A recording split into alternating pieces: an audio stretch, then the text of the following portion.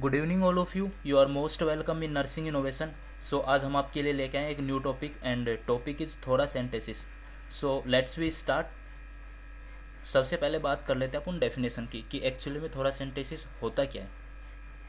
So removal of small amount of fluid air pus and blood from pleural space via transthoracic aspiration, यानी कि किसी भी reason की वजह से अगर प्लूरल स्पेस या प्लूरल कैविटी के अंदर फ्लूइड या एयर या पस का कलेक्शन हो चुका है और हम उसे रिमूव करते हैं थ्रू एस्पायरेशन के द्वारा, उस प्रोसेस को क्या बोलते हैं हम, थोरासेंटेसिस।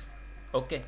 सो नेक्स्ट वन बात कर लेते हैं। ये आपके सामने पेश है कि एक्चुअली में जो प्लूरल स्पेस होता है वो कहाँ पे होता है। तो एक्चुअली में क्या होता है कि जो लंग्स की कवरिंग लेयर होती है जिसे प्लूरा बोलते हैं, और प्लूरा की के अंदर भी टू लेयर इन्वॉल्वमेंट होती है। फर्स्ट होती है parietal pleura and second visceral pleura. जो पैराइटल और जो विसरल प्लूरा होती है उसके बीच का जो स्पेस होता है उसे क्या बोलते हैं अपन, प्लूरल स्पेस या pleural cavity.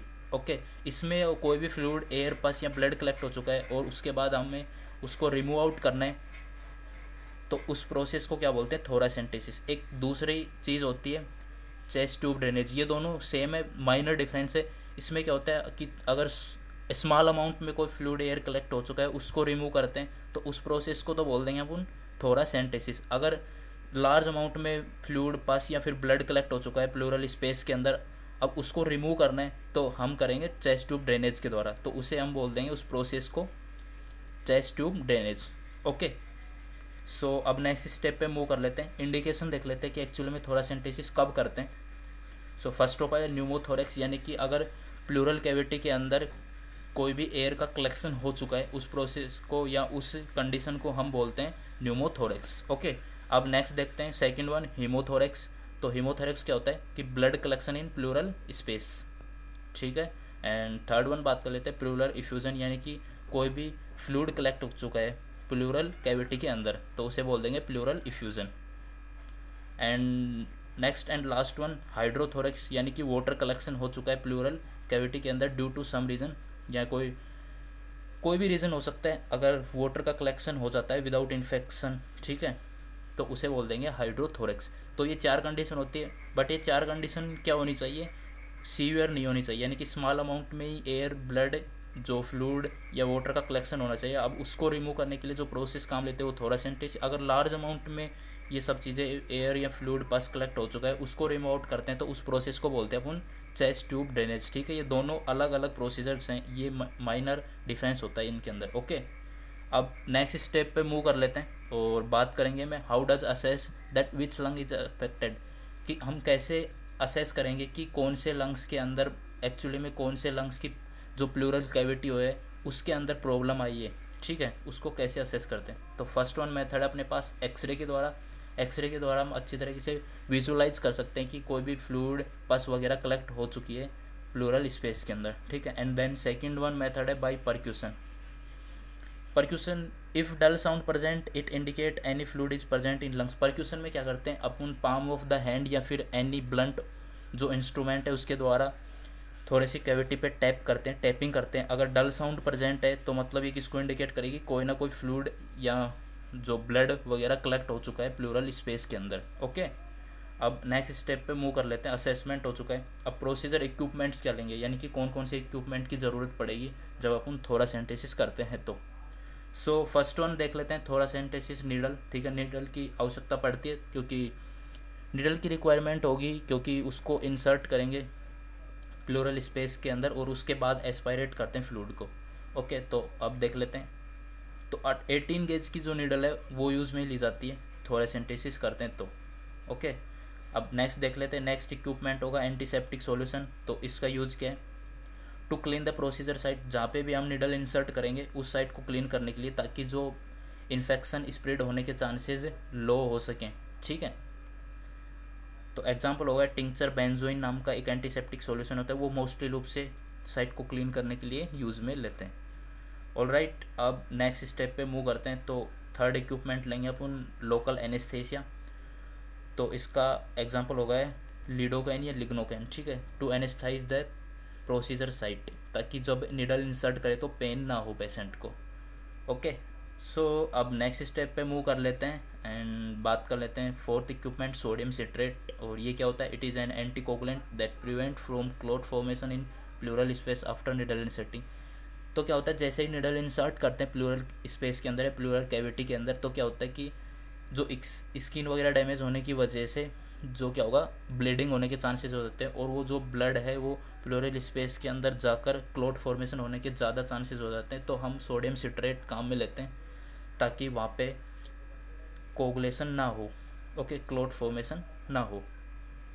And next equipment की बात कर लेते हैं, बेड साइड टेबल। और इसका यूज़ क्या करेंगे? For patient to lean on, कि जो फिक्स एक right type of position provide करने के लिए हम बेड साइड टेबल लेते हैं। फिर उस पर क्या करते हैं, पेशेंट को जो बेड का एज है वहाँ पे बैठाते हैं किनारे पे, और उसके बाद टेबल डालकर उसके ऊपर आगे की ओर जो दोनों बोथ एल्बो रखवा कर उसको आगे की ओर थोड़ा झुका देते हैं, ठीक है।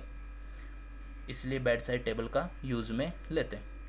एंड नेक्स्ट देख लेते हैं वुंड ड्रेसिंग मटेरियल। तो वुंड ड्रेसिंग मटेरियल का काम क्या है? To prevent the pleural fluid leakage and haemorrhage, यानी कि जैसे ही हम निडल इंसर्ट करेंगे और उसके बाद वापस से रिमूव करेंगे तो प्लूरल जो फ्लूइड है उसके लीकेज होने के चांसेस होते हैं, साथ में ब्लीडिंग या हेमरेज के चांसेस होते हैं। तो ड्रेसिंग मटेरियल यूज़ में लेते हैं। तो मोस्टली कौन सा मटेरियल यूज़ में होते हैं? पेट्रोलियम जेली गोज, ठीक है। ये एक टाइप का बैंडेड होता है, बैंडेड की तरह ही होता है। तो इस जो क्या होता है, पेट्रोलियम जेली से कोटेड होता है। सो ये क्या करता है? क्लॉट फॉर्मेशन करवा देता है और हेमरेज वगैरह जो फ्लूइड लीकेज है उसको प्रिवेंट करने में बहुत ज़्यादा हेल्प करता है। एंड नेक्स्ट बात कर लेते हैं 3-वे स्टॉप कॉक सिरिंज। तो ये क्या होती है? टू एस्पायरेट द फ्लूइड, जो फ्लूइड को एस्पायरेट करने के लिए हम 3-वे स्टॉप कॉक सिरिंज लेते हैं। सो इसके अंदर जो 3-वे होते हैं उनके बारे में देख लेते हैं। तो first way connected to syringe catheter. जो फर्स्ट वे होता है वो कनेक्टेड होता है किससे? कैथेटर ऑफ सिरिंज, जो सिरिंज का कैथेटर होता है उससे। And second way connected to needle, जो उसका सेकंड जो दूसरा वाला रास्ता होता है उससे हम क्या करते हैं? निडल को कनेक्ट कर देते हैं। एंड लास्ट जो थर्ड वे होता है कनेक्टेड टू ड्रेनेज बॉटल, जो ड्रेनेज बॉटल है उसकी जो ट्यूब है उससे कनेक्ट कर देते हैं ताकि जैसे हम फ्लूइड एस्पायरेट करेंगे तो वो फ्लूइड पूरा ड्रेनेज बॉटल के अंदर चला जाए। सो हम देख लेते हैं 3-वे स्टॉप कॉक सिरिंज किस टाइप की दिखाई देती है। इस टाइप की दिखाई देती है, जैसे सामने की ओर तो निडल इंसर्ट हो जाएगी, जैसे ब्लू कलर की जो ट्यूब कनेक्ट है सॉरी वहाँ पर तो हम निडल कनेक्ट कर देते हैं। एंड जो येलो कलर की देख रही है यहाँ पे जो ड्रेनेज बॉटल है उसको कनेक्ट करते हैं और पीछे की ओर जो सिरिंज कैथेटर। और इस टाइप से हम फिर जैसे ही हम एस्पायरेट करेंगे फ्लूइड को तो वो ड्रेनेज बॉटल के अंदर चला जाएगा, ओके। सो अब नेक्स्ट स्टेप पे मूव कर लेते हैं। देख लेते हैं पोजीशन ड्यूरिंग प्रोसीजर, यानी कि जो पोजीशन कौन सी देंगे पेशेंट को जब हम थोरासेंटेसिस करते हैं तो राइट टाइप ऑफ पोजीशन क्या होगी? If patient able to sit, अगर पेशेंट बैठने में एबल यानी कि अनकॉन्शियस नहीं है और वो आराम से बैठ सकता है सेल्फ हेल्प के, बिना किसी हेल्प के, तो कौन सी पोजीशन रहेंगे? Sitting upright with shoulder and hand supported by bed side table. तो जो अपने बेड साइड टेबल ली थी उसको बेड की साइड में डालेंगे और बेड के किनारे पे पेशेंट को अपराइट पोजीशन में बैठाएंगे और उसके शोल्डर और हैंड को टेबल के ऊपर प्लेस करेंगे और थोड़ा सा आगे की ओर झुका देंगे, ठीक है। इस टाइप से आप देख रहे हैं ये पेशेंट किस तरह से बेड साइड के जो किनारे पे बैठा हुआ और आगे टेबल डाल दी गई, उसके आगे पे क्या आपने शोल्डर और हैंड सपोर्टेड कर लिए और आगे की ओर थोड़ा झुक जाता है। और इस टाइप से 3-वे सिरिंज कनेक्ट होती है, सामने की ओर निडल से, पीछे की ओर सिरिंज कैथेटर एंड नीचे की ओर जो ड्रेनेज बोतल होती है उससे, ठीक है। सो नेक्स्ट स्टेप पे बात कर लेते हैं। अगर पेशेंट बैठने में अनेबल है, if patient unable to sit, तो कौन सी पोजीशन रखेंगे? Lying down toward the unaffected side, यानी कि जो अनअफेक्टेड साइड है, यानी कि मान लो लेट सपोज कि राइट साइड लंग्स अफेक्टेड है तो हम लेफ्ट लेटरल पोजीशन देंगे। अगर लेफ्ट साइड लंग अफेक्टेड है तो राइट लेटरल पोजीशन उसको प्रोवाइड करते हैं, ठीक है। अनअफेक्टेड साइड की ओर उसे करवट दिलाते हैं। सो अब हम देख चुके हैं पोजीशन भी प्रोवाइड कर चुके हैं। अब मेन आता है site selection for needle insertion, यानी कि निडल को इंसर्ट कहाँ पे करेंगे, कि कौन सी साइट है जिसके थ्रू हम प्लूरल स्पेस के अंदर निडल को इंसर्ट करते हैं, उसकी बात करते हैं। टू रिमूव एयर, अगर अपने को एयर रिमूव करनी है प्लूरल स्पेस के अंदर, अगर एयर कलेक्ट हो चुकी है उसको रिमूव करना है तो साइट कौन सी रह गई? Needle insert in second intercostal space, ठीक है। एयर रिमूव करने के लिए सेकंड इंटरकोस्टल स्पेस में निडल को इंसर्ट करते हैं, क्योंकि एयर क्या होती है ऊपर की ओर कलेक्ट होती है, यानी कि अपर पार्ट में कलेक्ट हो जाती है अगेंस्ट द ग्रेविटी फोर्स, ठीक है। तो हम सेकंड इंटरकोस्टल स्पेस के अंदर निडल इंसर्ट करके एयर को रिमूव कर लेते हैं। एंड अगर फ्लूइड कलेक्ट हो चुका है उसको रिमूव करना है तो निडल इंसर्ट करेंगे 7th या इंटरकोस्टल स्पेस में, क्योंकि फ्लूइड क्या होता है ग्रेविटी फोर्स के द्वारा नीचे की ओर बॉटम में जमा हो जाता है, जो प्लूरल स्पेस होता है उसके बॉटम में। तो हम कहाँ पे इंसर्ट करेंगे, 7th और 8th के इंटरकोस्टल स्पेस पे, ठीक है। एंड देन नेक्स्ट वन बात कर लेते हैं मेन चीज़ की, तो हाउ टू परफॉर्म थोरासेंटेसिस, कि एक्चुअली में थोरासेंटेसिस किया किस तरह से जाता है। ओके, सबसे पहले first place the patient in right position, ठीक है, right type of position provide कर देंगे अकॉर्डिंग टू उसकी सिचुएशन। अगर बैठने में एबल है तो अलग टाइप की, अगर बैठने में अनेबल है तो उसको लाइंग डाउन पोजीशन में प्लेस करते हैं, ठीक है। पोजीशन दे चुके हैं। एंड देन नेक्स्ट स्टेप होगी after then clean the site by antiseptic solution, जो टिंचर बेंजोइक लिया था उससे हम साइट को क्लीन करते हैं। चलो साइट क्लीन हो चुकी है। एंड देन आफ्टर क्या करेंगे, लोकल एनेस्थेसिया अप्लाई करेंगे ताकि जब निडल इंसर्ट करें तो पेन ना हो। लोकल एनेस्थेसिया भी प्रोवाइड कर चुके हैं। एंड देन नेक्स्ट स्टेप की बात कर लेते हैं, और नेक्स्ट स्टेप में होता है then after insert the thoracentesis needle and aspirate the fluid from pleural cavity.